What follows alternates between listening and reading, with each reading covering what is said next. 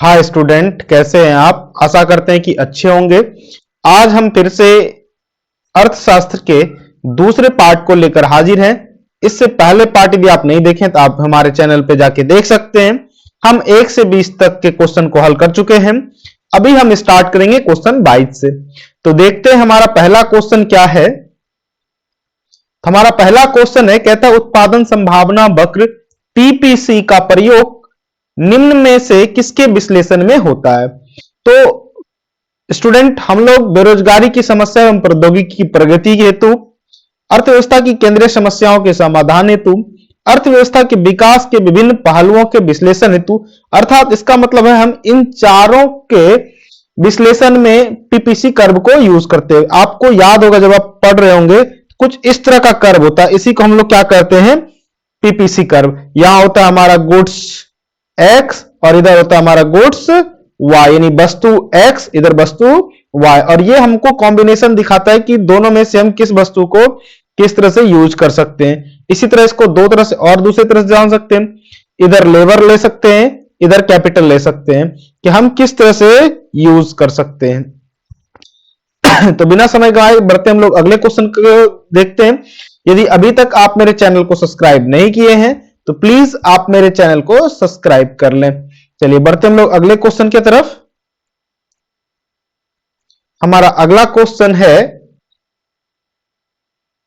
कहता है कि मौद्रिक लागत में निम्नलिखित में किसे सम्मिलित किया जाता है? तो मौद्रिक लागत में सामान्य लाभ को, व्यक्तिगत अस्पष्ट लागत को, इसके साथ साथ हम लोग और देखते हैं अव्यक्त या अस्पष्ट लागत को, यानी कि इसमें से सभी को हम लोग क्या करते हैं? मौद्रिक लागत में ऐड करते हैं। तो आंसर हमारा आ जाएगा सभी। अच्छा देखिए, एक होता है नॉर्मल प्रॉफिट जो हमको लाभ मिलना चाहिए, एक होता है एक्सप्लिसिट कॉस्ट, एक होता है इंप्लिसिट कॉस्ट। एक्सप्लिसिट कॉस्ट में आता है जैसे हमारा ट्रांसपोर्टेशन हो गया, रॉ मटेरियल हो गया, लेबर चार्ज हो गया, ये सब जो है वो एक्सप्लिसिट कॉस्ट में आता है। जबकि इंप्लिसिट कॉस्ट में मान लीजिए हमारे पास एक फैक्ट्री है, उसी में से और हम लोग ज्यादा एक कंपनी एक और मशीन लगा लेंगे, तो ये जो जगह हमारे पास मुफ्त में पड़ा हुआ था ये किस में आएगा? इंप्लिसिट कॉस्ट में आएगा। मान लीजिए कोई कंपनी का एक कर्ता धर्ता है, यानी मुख्य रूप से जो चलाता है, यदि वो किसी तरह की सैलरी नहीं लेती है लेकिन फिर भी वो काम करता है तो वो किसमें गिना जाएगा? अव्यक्त या अस्पष्ट लागत में। इंग्लिश में उसको क्या बोलेंगे? Implicit cost. चलिए बढ़ते हम लोग अगले क्वेश्चन की तरफ। देखते हैं हमारा अगला क्वेश्चन क्या है। कहता है कि निम्नलिखित में कौन सही है? तो यहां देखिए हम लोग जानते हैं कुल लाभ बराबर क्या होता है? कुल आगम कुल घटाव, यानी total revenue minus total cost ही हमारा क्या कहलाता है? टोटल प्रॉफिट कहलाता है। तो कौन सा हो जाएगा हमारा? Option number B. चलिए बढ़ते हम लोग अगले क्वेश्चन की तरफ। देखते हैं हमारा अगला क्वेश्चन क्या है।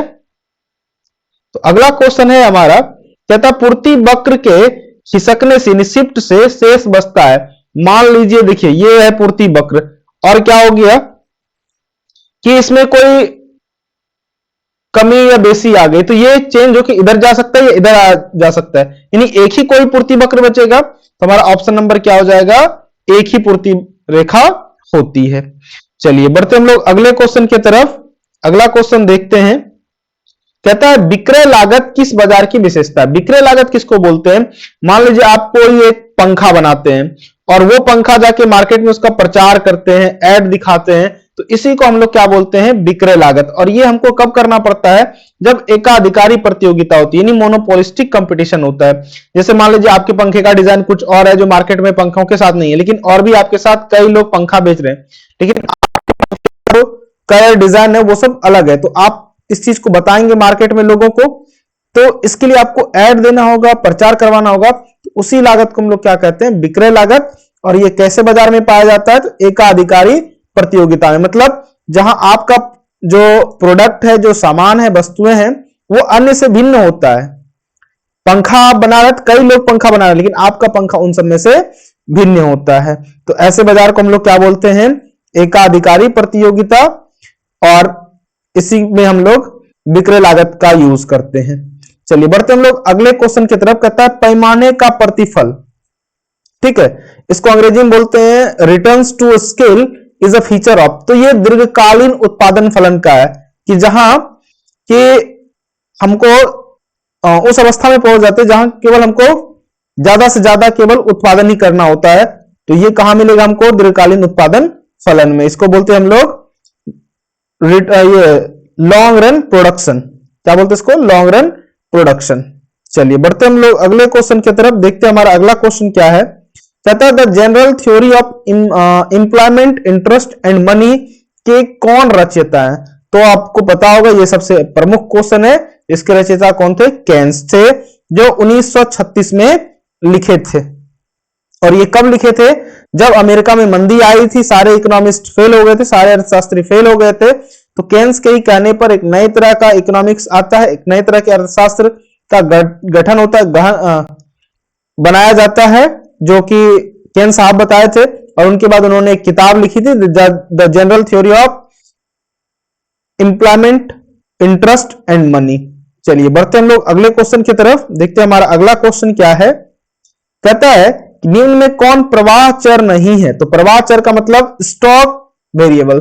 तो देखिए वेरिएबल दो तरह का होता है, एक होता है चर वेरिएबल और दूसरा होता है अचर वेरिएबल। चर वेरिएबल को हम लोग टाइम के द्वारा मापते हैं। जैसे हम बोलेंगे कि मान लीजिए आप 1 बजे से 2 बजे के बीच में कितना पढ़ाई की, तो ये हमारा चर वेरिएबल हो जाएगा। लेकिन हम ये पूछेंगे कि आपके पास 2 बजे तक या 2 बजे कितनी किताबें पढ़ चुके थे, तब ये हो जाएगा स्टॉक वेरिएबल यानी अचर वेरिएबल।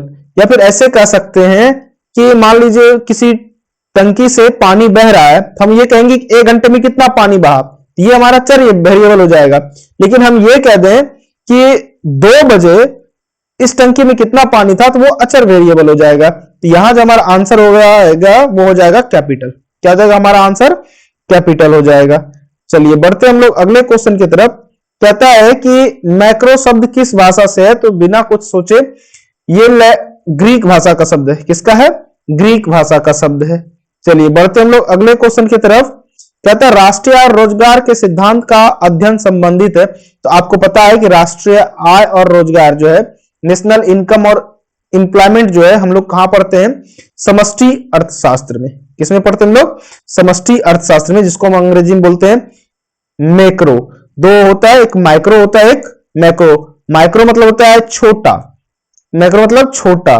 व्यष्टि क्या होता है? व्यष्टि। और मैक्रो मतलब समष्टि, यानी जिसमें बड़ा चीजों का अध्ययन किया जाता है, बृहत लेवल पे किया जाता है। चलिए मैक्रो अर्थशास्त्र निम्नलिखित में से किसका अध्ययन करने में प्रासंगिक है? तो देखिए हम लोग आर्थिक विकास का भी, कल्याण का भी, आर्थिक तुलना का भी और उपयुक्त में सभी, यानी कि हमारा जो आंसर हो जाएगा वो सभी हो जाएगा, उपयुक्त में सही सभी। चलिए बढ़ते हम लोग अगले क्वेश्चन की तरफ। देखते हैं हमारा अगला क्वेश्चन क्या है। कहता है बाजार मूल्य निर्धारण में निम्नलिखित में से कौन अहम भूमिका निभाता है?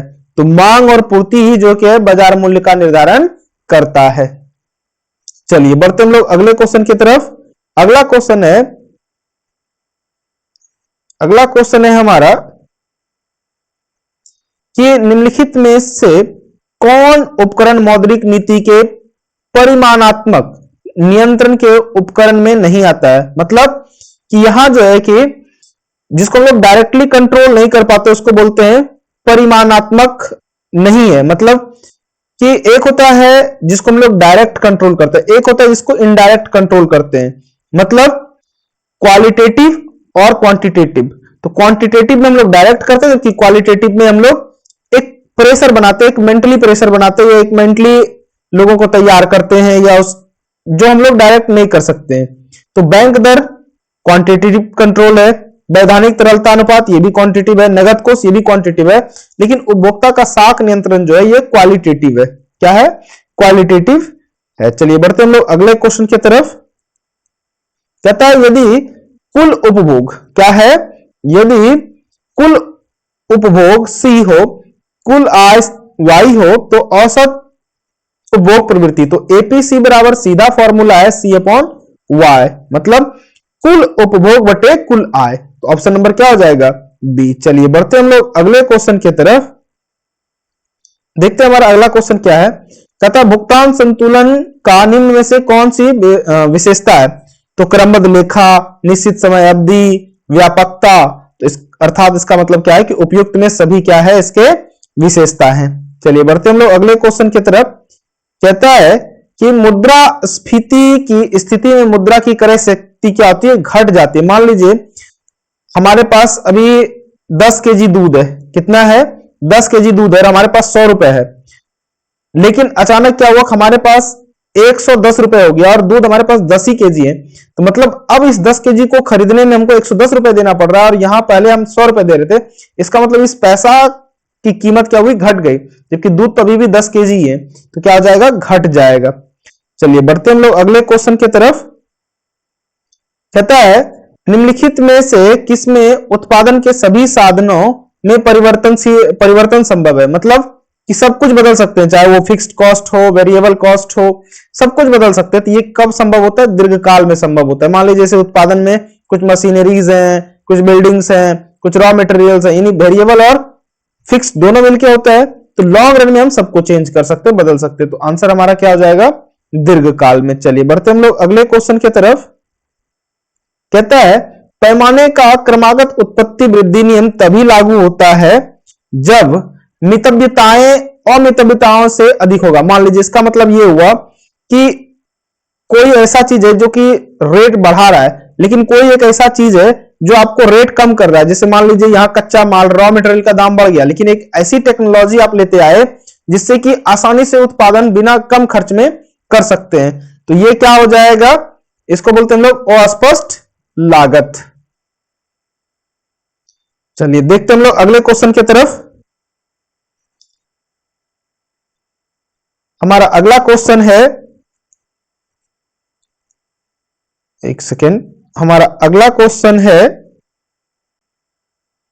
निम्नलिखित में किसने भुगतान संतुलन की परिभाषा दी? तो आंसर हो जाएगा हमारा मार्शल। क्या हो जाएगा? मार्शल।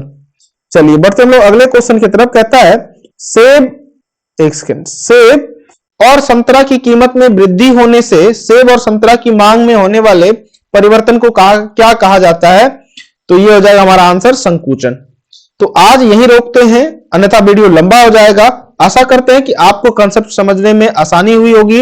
यदि आपको ये वीडियो अच्छा लगा तो आप अपने दोस्तों के साथ भी शेयर करें और इस चैनल को सब्सक्राइब करना ना भूलें। मिलते हैं किसी अन्य वीडियो में अगले दिन। तब तक के लिए धन्यवाद। बने रहिए नोवेल्टी एजुकेशन के साथ।